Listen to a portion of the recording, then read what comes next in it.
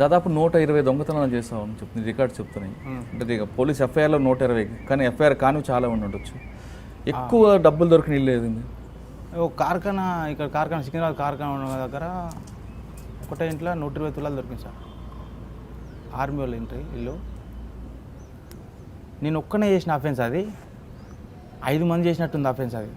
ఇలాగా నాతో 5 మంది వచ్చి చేస్తే ఎట్లుంటుందో అట్లా బీభత్సం చేసిన అది నేను.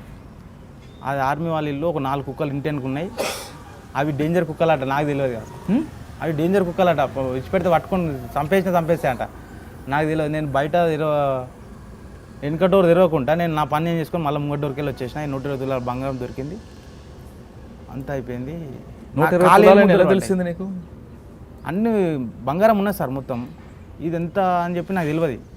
అప్పుడు నాకు రిసీవర్ ఉన్నాడు ఒక గజ్వేల్ దగ్గర మార్వాడి షాప్ సార్. అతను సంజు. ఆ ఇంట్లో నుంచి వస్తున్నప్పుడు ఏం జరిగింది? నా నేను కాలుతో డోర్ దన్నింది, ఫింగర్ ప్రింట్ పడ్డది దానికి. అది ఒక్కటే క్లూ ఉంది వాళ్ళకి. ఎవరు అని చెప్పి వాళ్ళు తిరుగుతారు, నేనే అని చెప్పి ఎవరు తెలియదు. నేను అదంతా బంగారం అంతా సేల్ చేసిన. 40,000కి సేల్ చేసిన. అంత 40,000 ఇచ్చారు నాకు 120 తులాల బంగారంకి.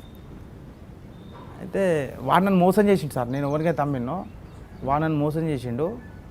అయిపోయింది. ఆ పైసలు తీసుకొని ఎంజాయ్ చేసిన, అయిపోయింది.